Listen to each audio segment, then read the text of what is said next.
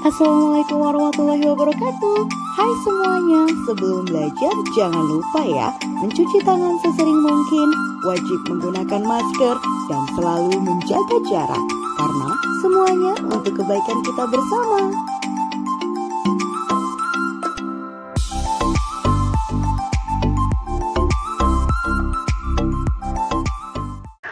Assalamualaikum warahmatullahi wabarakatuh. Selamat pagi semuanya. Pada pertemuan kali ini kita akan membahas tentang menganalisis isi dari surat pribadi dan juga surat dinas. Sebelumnya kita sudah mempelajari ya apa saja ciri-ciri dari surat pribadi dan juga surat dinas. Sekarang untuk mempersingkat waktu kita langsung lanjut saja membahas lebih detail tentang bagaimana cara menganalisis isi dari surat pribadi dan juga surat dinas. Oke, yang pertama kalian harus tahu adalah bagian luarnya atau ciri fisiknya dari surat dinas. Nah, dari segi tampilan ya, dari surat pribadi, ini surat pribadi dan ini surat dinas, itu sangat amat berbeda sekali. Kalian bisa lihat, ini surat pribadi dan ini surat dinas. Ibu ulangi lagi, ini surat pribadi dan ini surat dinas. Dari segi tampilan saja, atau segi luaran itu sudah terlihat sangat amat jelas berbeda. Ya, kalian bisa lihat di sini, ini adalah surat dinas, di mana di dalam surat dinas ini ada bagian kop surat atau bagian kepala surat. Nih, kepala surat seperti ini. Sedangkan pada surat pribadi itu tidak ada kepala suratnya. Langsung ke bagian alamat dan juga tanggal. Ya, ini adalah alamat yang mengirimkan surat dan ini adalah tanggal dibuatnya surat. Ya, sedangkan pada surat dinas di sini hanya keterangan tanggal dibuatnya surat saja. Ya, itu adalah sedikit perbedaan dari surat pribadi dan juga surat dinas. Oke, kita lanjutkan lebih detail lagi perbedaannya dari surat pribadi dan juga surat dinas. Kita ke surat dinas dan juga surat pribadi. Di sini lihat perbedaannya ya. Kalau surat dinas itu bersifat resmi, formal. Ya, sedangkan kalau surat pribadi itu bersifat pribadi, urusan perorangan, ya, paling hanya urusan 1-2 orang saja. Nah, ini dia. Kalau surat dinas itu berisi urusan banyak orang. Misalnya ya, surat pengumuman rapat, ya, biasanya kan kalau misalnya kalian orang tuanya diundang ke sekolah itu adalah untuk urusan rapat misalnya, terus pemberitahuan pemadaman listrik. Pemberitahuan pemadaman listrik itu kan urusan orang banyak ya, karena untuk memadamkan listrik atau PLN mengadakan pemadaman listrik itu tidak hanya 1 atau 2 rumah, tapi pemadaman listrik itu semuanya ya, bisa 1 RT, bisa 1 RW atau 1 desa ya, 1 wilayah gitu. Itu kan berarti urusan orang banyak gitu ya. Beda halnya dengan surat pribadi. Kalau surat pribadi itu berisi urusan pribadi, urusan antara 1 orang dengan orang lainnya. Jadi cuma urusan 2 orang aja lah gitu ya. Kalau surat pribadi. Contohnya misalnya kayak gini. Isinya ya, itu menanyakan kabar seseorang. Seperti yang kemarin sudah Ibu contohkan. Andi mengirimkan surat kepada Eko ya, untuk menanyakan kabar Eko. Bagaimana kabar Eko? Gitu ya kurang lebih. Nah, selanjutnya untuk surat dinas itu bersifat formal ya, bersifat formal dan resmi. Bahasanya pun formal, menggunakan bahasa yang baku, sopan dan juga santun. Tapi bukan berarti surat pribadi tidak menggunakan bahasa yang sopan dan santun. Tetap surat pribadi menggunakan bahasa yang sopan dan juga santun, tapi bahasanya tidak formal ya. Bahasanya itu disesuaikan dengan yang menerima surat. Kalau yang menerima suratnya itu adalah teman sebaya kamu, mungkin kamu bisa menggunakan bahasa keseharian kamu kalau kamu ngobrol sama teman kamu ya. Tapi beda halnya ketika kamu mengirim surat pribadi kepada ibu misalnya. Misalnya kamu pengen ngirim surat pribadi ke Bu Silvi gitu. Nah, untuk mengirim surat pribadi kepada Ibu Silvi otomatis bahasanya harus yang sopan dan juga santun. Tapi tidak perlu seformal bahasa yang ada di surat dinas gitu ya. Lalu, untuk surat dinas itu tersusun dari mulai kop surat atau kepala surat. Jadi kalau misalnya Ibu nanya, kop surat itu apa, kepala surat itu apa, jawabannya sama. Karena kop surat dan kepala surat itu sama saja. Ya, lalu setelah ada kop surat atau kepala surat ada nomor surat, lalu diikuti ada lampiran surat, ada hal atau perihal dari surat, lalu ada tanggal dibuatnya surat tersebut dan nama dan alamat penerima dari surat, lalu salam pembuka, paragraf pembuka, isi atau inti surat, lalu ada paragraf penutup, salam penutup, nama dan tanda tangan penulis surat, nama dan tanda tangan penulis, lalu ada nama dan tanda tangan orang yang memperkuat isi surat. Begitu kompleksnya, begitu banyaknya untuk surat dinas. Jadi surat dinas itu tersusun dari bagian awal atau bagian atas sampai bagian akhir itu harus runtut, harus lengkap, semuanya ada. Ya. Lalu bagaimana dengan surat pribadi? Kalau surat pribadi lebih simple. Nah, bagaimana lebih simpelnya? Karena dalam surat pribadi itu tersusun alamat dan tanggal surat penulis, lalu diikuti salam pembuka, lalu ada kalimat pembuka, lalu ada isi surat, penutup surat, salam akhir, nama dan tanda tangan penulis surat. Sudah sampai seperti itu saja. Beda halnya dengan surat dinas. Surat dinas kan banyak sekali ya, tersusun dari berbagai susunan gitu ya. Dari mulai kop surat sampai dengan ke nama dan juga tanda tangan orang yang memperkuat surat.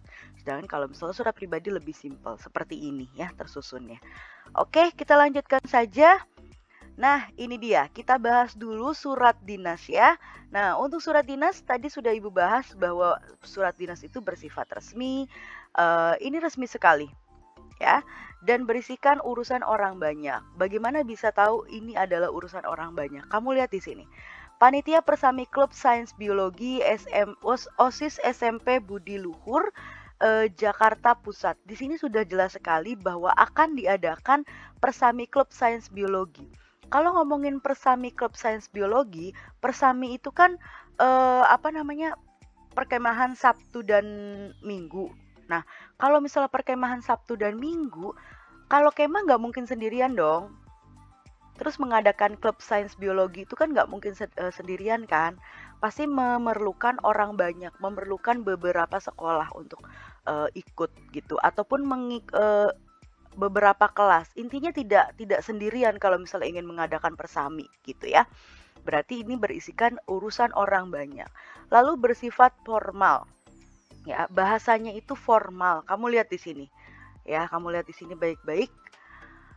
Dalam upaya untuk lebih mengenal kawasan lingkungan pantai dan membantu kegiatan pelestarian lingkungan, Klub Sains Biologi OSIS SMP Mutiara 1 bermaksud mengadakan kegiatan perkemahan Sabtu dan Minggu di kawasan Pantai Marunda pada tanggal 4 sampai dengan 5 Juni 2015.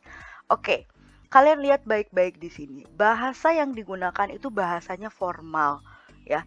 Nggak ada nih tiba-tiba ngasih taunya kayak gini. Nanti saya mau mengadakan acara Persami Klub Sains Biologi di Pantai Marunda tanggal 4 sampai tanggal 5 2015 gitu. Tidak ada bahasa seperti itu, tapi bahasanya sangat formal dalam upaya untuk lebih mengenal kawasan lingkungan pantai. Membantu kegiatan pelestarian lingkungan, Klub Sains Biologi OSIS SMP Mutiara 1 bermaksud mengadakan kegiatan perkemahan Sabtu dan Minggu. Itu kan bahasanya sangat formal, ya. Bahasanya baku, bahasanya sangat formal, begitu ya. Lalu bagian ini sebenarnya nanti Ibu akan lebih detail lagi ke bagian struktur di minggu depan, tapi nggak apa-apa sedikit saja Ibu bahas ya. Yang pertama ada kop surat tuh yang ini, ya, ini kop surat. Lalu ada nomor surat, ini nomor surat, sedikit saja Ibu bahas ya. Nah, terus ada lampiran surat. Nih, lampiran surat ada satu berkas, nanti Ibu jelaskan lebih detail lagi bagaimananya di minggu depan, oke? Lalu ada hal itu maksudnya perihal ya, sama saja. Hal atau perihal, lalu ada tanggal surat, terus ada nama dan juga alamat orang yang menerima surat ini. Gitu ya. Terus ini dengan hormat itu termasuk ke dalam salam pembuka. Nah, untuk dengan hormat itu bisa diganti dengan assalamualaikum bisa, atau dengan hormat bisa kayak gitu. Tapi biasanya selalu dengan hormat kalau di dalam surat surat dinas gitu. Ya. Lalu ada paragraf pembuka. Nih, paragraf pembukanya aja udah satu paragraf, ya kan? Nah, lalu ada isi atau inti surat ya. Nah, ini isi dan juga inti surat seperti ini. Lalu ini, bagian ini atas perhatian dan dikabulkannya permohonan ini adalah bagian penutup atau paragraf penutup. Nah, untuk salam penutup, nama dan tanda tangan penulis surat, nama dan tanda tangan penulis, nama dan tanda tangan. Yang memperkuat surat nanti Ibu akan bahas lebih detail lagi di minggu depan di materi struktur dari surat dinas gitu ya. Nah, ini dia surat pribadi. Perhatikan baik-baik ya, yang Ibu beri kotak ini adalah surat pribadi. Ya, kalian bisa lihat di tabel ini di mana surat pribadi itu bersifat pribadi. Jadi urusan seseorang, bukan urusan orang banyak. Karena kalau urusan orang banyak itu masuk ke dalam surat dinas. Ya, lanjutkan. Jadi surat pribadi itu adalah berisi urusan pribadi ya. Lalu biasanya isinya itu menanyakan ataupun memberikan kabar kepada seseorang. Lalu bahasa yang digunakan pada surat pribadi itu bahasanya tidak formal, tapi tetap menggunakan bahasa yang sopan dan juga santun. Dan disesuaikan sesuai dengan siapa yang menerima surat. Kalau yang menerima suratnya itu adalah teman kamu, mungkin kamu bisa menggunakan bahasa-bahasa yang lebih santai. Tapi kalau misalnya yang menerima suratnya itu adalah guru kamu, misalnya kamu mengirimkan surat kepada ibu, berarti bahasanya harus lebih sopan. Bagaimana kalian berbahasa atau berbicara kepada seorang guru ataupun kepada orang yang lebih tua, otomatis harus sopan dan juga santun ya. Dan selanjutnya tersusun dari alamat dan tanggal surat penulis, lalu salam pembuka, kalimat pembuka, isi surat, penutup surat, salam akhir, nama dan tanda tangan penulis. Seperti halnya yang ada di dalam contoh ini. Yang pertama ada alamat dan tanggal penulis surat.